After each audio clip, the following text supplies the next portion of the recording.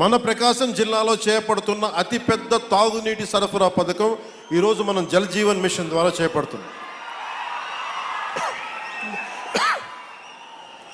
1290 కోట్లతోటి ప్రకాశం జిల్లాలో 7 నియోజకవర్గాలు ఎర్రగొండపాలెం, గిద్దలూరు, మార్కాపురం, కనిగిరి, కొండేపి, కందుకూరు, దర్శి అసెంబ్లీ నియోజకవర్గాల పరిధిలో 18 మండలాలు 578 గ్రామాల్లో ఉన్న దాదాపు 10 లక్షల పైచిలకు జనాభాకు వచ్చే 30 సంవత్సరాల పాటు ఈ పథకం ఫస్ట్ ఫేజ్ ద్వారా తాగునీటిని అందించబోతుంది.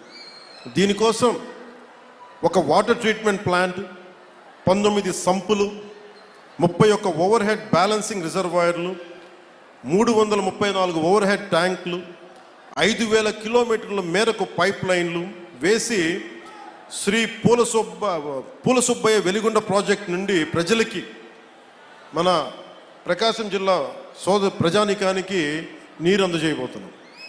గత పాలకులు మీకు చెప్పాను, ప్రజలకు మంచి నీరు అందించే కార్యక్రమాలని పూర్తిగా పైకెక్కించారు. అంటే లాస్ట్లో ఇంకా ఓడిపోతున్నామని తెలుసుకునే దశలో అప్పుడు ఒక శిలాఫలకం వేశారు మన ప్రకాశం జిల్లాకు సంబంధించి. నిజంగా వాళ్ళకి త్రికరణ శుద్ధి ఉండుంటే వాళ్ళు ఎప్పుడు చేస్తుండాలి? వచ్చిన మొదటి సంవత్సరంలో చేస్తుండాలి. ఈరోజు వాళ్ళు లక్షల కోట్ల అప్పులు పెడితే అన్ని తట్టుకొని, ముఖ్యంగా మీరు మనం ఉండటం వల్ల ఆంధ్రప్రదేశ్ 21 ఎంపీలను గెలిపించడం వల్ల కేంద్ర ప్రభుత్వానికి అది ఒక బలం, ఆక్సిజన్ అయిపోయింది. దానివల్ల మనకి ఈరోజు డబ్బులు వస్తూ ఉన్నాయి. దానికి కారణం మీరు మమ్మల్ని నమ్మి, నారా చంద్రబాబు నాయుడు గారి నాయకత్వంలో నమ్మిన కూటమిని గెలిపించినందుకు దానికి నిదర్శనం ఈ రోజున మన ప్రాజెక్ట్ స్టార్ట్ అవటం. ఇక్కడ గత ప్రభుత్వం 5 సంవత్సరాల ఎలాంటి మంచినీటి పథకం మొదలు పెట్టాలి. చివరి సంవత్సరం ఇందాక చెప్పినట్టుగా ఎలక్షన్కి ముందు శిలాఫలకాలు వేసి పరిమితమయ్యారు. ఈ రోజు వచ్చి వాళ్ళు రోడ్ల మీదకి వచ్చి మేము కుతుకులు కోస్తాం, ఇవన్నీ చేస్తామంటే ప్రజలకు అర్థం కాదా? మనకు అర్థం కాదు. కానీ మన కూటమి ప్రభుత్వం ఏర్పడ్డాక చాలా ప్రణాళికాబద్ధంగా జల్ జీవన్ మిషన్ ప్రాజెక్ట్ని ముందుకు తీసుకెళ్తుంది. అందులో భాగంగా నేను ఒకటే చెప్పాను, శిలాఫలకాలు వేస్తారు అందరూ, ఎప్పుడు ఫినిష్ చేద్దామంటే అధికార యంత్రాంగం, ఉన్నతాధికార యంత్రాంగం కానీ కాంట్రాక్టర్స్ కానీ అందరూ ఒకటే ఇచ్చారు, సకాలంలో కనుక మన నిధులు కనుక వచ్చేస్తే 18 నెలల నుంచి 20 నెలల్లో ఈ ప్రాజెక్ట్ని పూర్తి చేస్తాం. ఇది నేను ప్రత్యేకించి నేను ఈ పథకాన్ని నేను పర్యవేక్షిస్తాను. నేను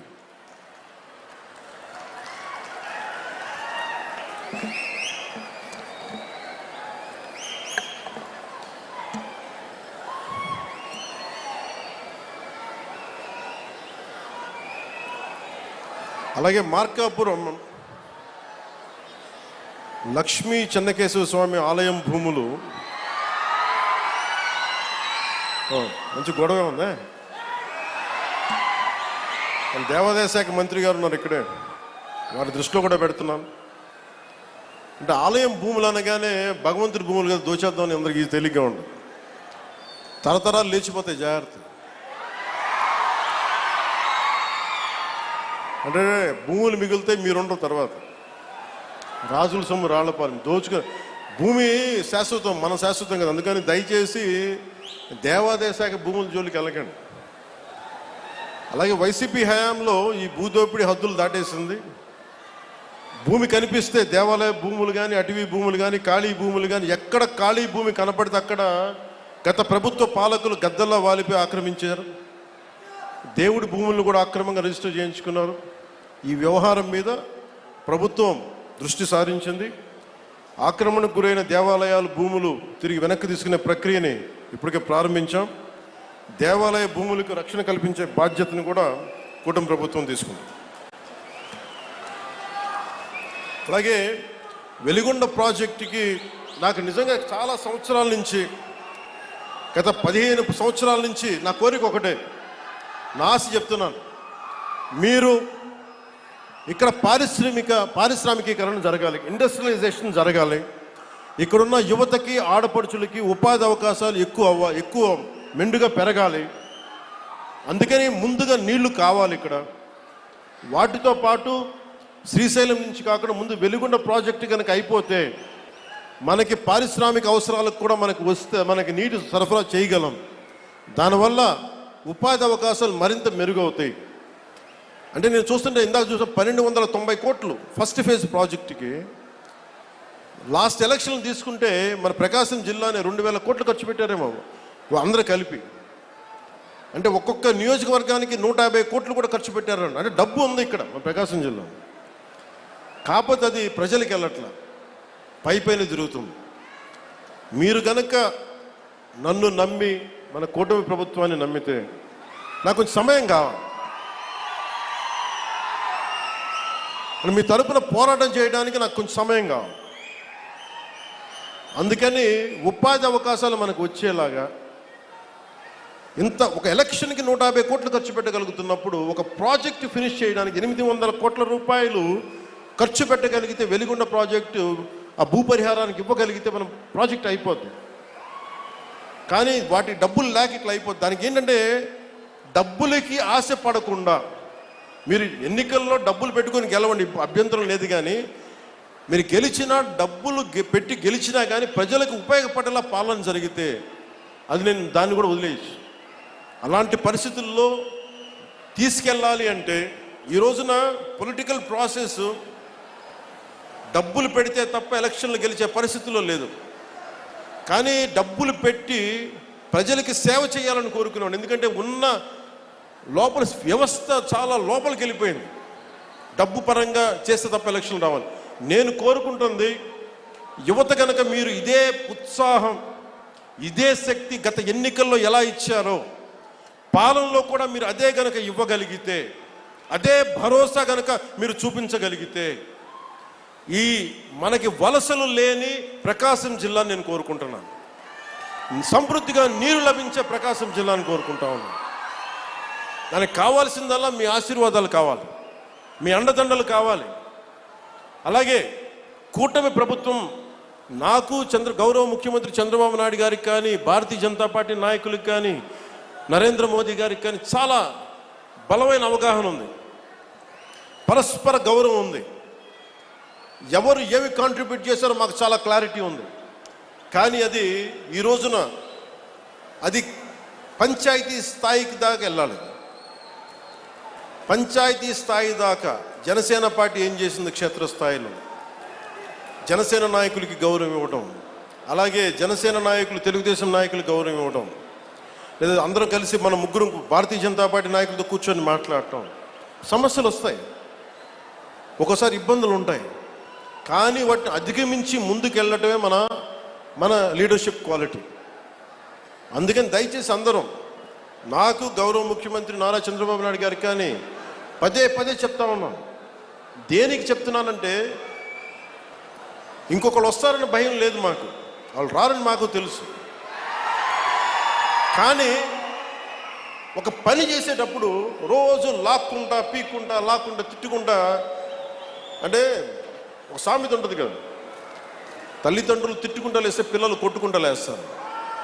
అలాగా నాయకులు ఎప్పుడు పరస్పరం తిట్టుకుంటా ఒకళ్ళు పొడుచుకుంటా ఉంటే వేదిక పైన నాయకులకు కానీ రాష్ట్ర స్థాయిలో ఉన్న నాయకులందరికీ కూడా మా అందరి బాధ్యత, మీరు మా మీద భరోసా పెట్టారు. మీరు లేకపోతే 151 సీట్స్ అవుట్ ఆఫ్ 175 ఎలా వస్తాయి? 94% స్ట్రైకింగ్ రేట్, 93% కూటమికి, జనసేనకి 100% స్ట్రైకింగ్ రేట్. ఇవన్నీ ఎందుకు ఇచ్చారు? నేను పదే పదే సభలు ఇదే చెప్తున్నాను, కూటమికి కూడా ఇదే చెప్తున్నాను, కూటమి నాయకులందరికీ కూడా. దయచేసి దీన్ని ఒకళ్ళు ఎక్కువ ఒకళ్ళు తక్కువ కాదు, అందరం చాలా అవసరం, ఒకళ్ళకొకళ్ళు అందరం చాలా అవసరం. నేను గతంలో కూడా చెప్పాను, గౌరవ ముఖ్యమంత్రి గారిని లాస్ట్ టైము గత ప్రభుత్వం ఆయన జైలు పాలు చేసినప్పుడు కొద్దిమంది జనసేన పార్టీకి సంబంధించిన మద్దతుదారులు ఏదో మాట్లాడితే తెలుగుదేశం పార్టీని దయచేసి అలా బలహీనంగా చూడకుండా, చాలా బలమైన పార్టీ, దాన్ని గొడవ పెట్టకండి అంత అలా ఇంత నేను గౌరవించాను. అంటే మీకు అడ్వర్సిటీ రివీల్స్ ట్రూ క్యారెక్టర్ అంటాం. ప్రతికూలత పరిస్థితుల్లో మీరేంటి, ప్రతికూల పరిస్థితుల్లో నీ సత్తా ఏంటి, అది కదా.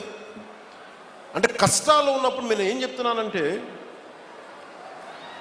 మేము ఏ రోజు కూడా ఏ పార్టీని తగ్గించలేదు.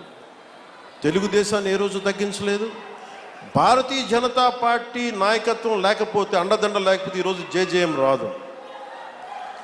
ఈ రోజున తెలుగుదేశం పార్టీ లేకపోతే, నా గౌరవ ముఖ్యమంత్రి గారు లేకపోతే ఈ ఫైనాన్స్ ఇంత ప్రణాళికాబద్ధంగా చేయలేం. నాకు అనుభవం లేదు, నాకు పోరాటం చేసే శక్తి ఉంది. అంటే ఒక పని చెయ్యాలి అంటే ఇన్ని శక్తులు గుమిగూడా.